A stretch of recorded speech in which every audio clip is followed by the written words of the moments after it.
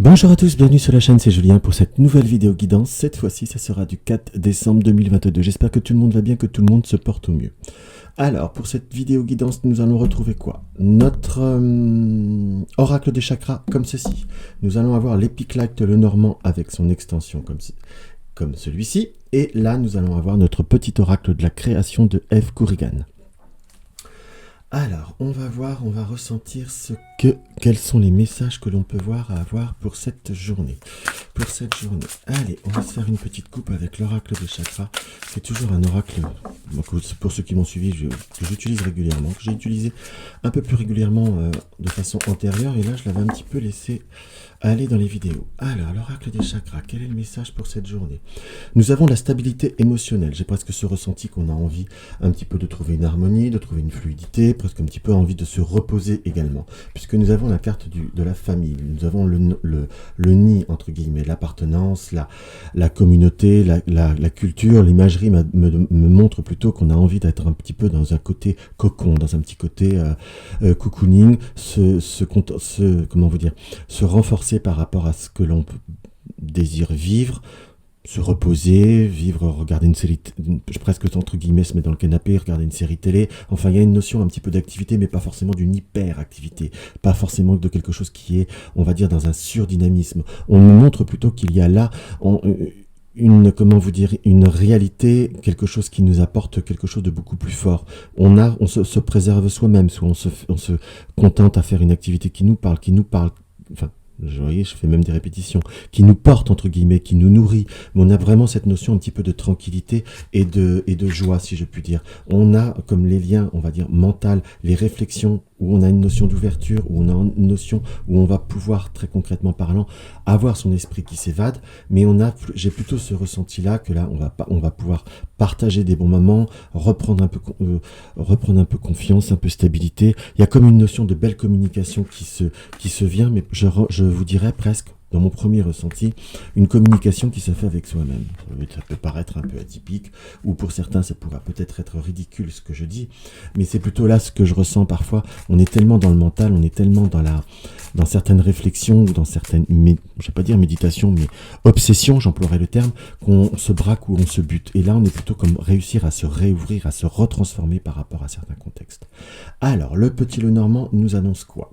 Nous avons l'anneau. Nous avons l'anneau et nous avons la maison.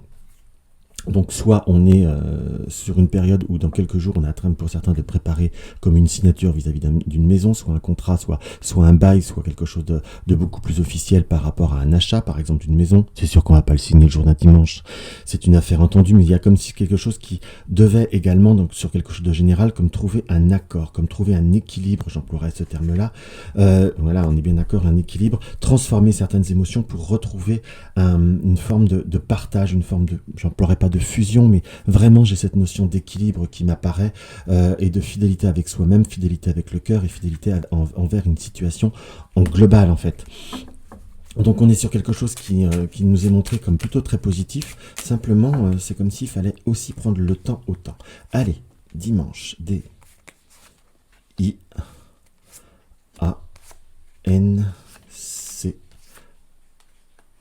H, C, H, et après on complétera certaines cartes avec l'extension. Alors nous avons bien l'ancrage et la carte du consultant. Donc on a une situation qui se stabilise, ou un ancrage qui se stabilise vis-à-vis d'une, on est bien sur la stabilité, vis-à-vis d'une tierce personne, ou une notion de retrouver un équilibre, où on peut même l'interpréter comme ressortir d'une situation un petit peu plus difficile au point de vue de certaines émotions, ou d'avec une personne qui a un caractère un peu plus d'un ours mal léché, on va employer ça comme ça, mais c'est comme si on retrouvait cet anneau, comme se retrouver cette notion de partage. Vous voyez, j'ai retiré on retrouve bien là, retrouver un équilibre entre soi et les autres, entre certaines situations et certaines personnes, entre guillemets. On a puisque ils étaient comme ça, le trèfle et le serpent, on nous indique qu'il y a des petites contrariétés ou des personnes qui peuvent voir à apporter des jugements ou qui peuvent voir à amener une certaine contrariété. Mais nous avons la carte de l'étoile qui nous indique qu'il faut savoir s'en préserver. Et également, là, le serpent, j'ai presque ce ressenti de ces vieux démons, en fait, de ces vieilles peurs, en quelque sorte. Donc, on va regarder ce que là, l'extension nous dit. Et là, on va faire une petite coupe. Nous avons la carte de la sorcière et nous avons la carte de cette allée, de cet automne, entre guillemets.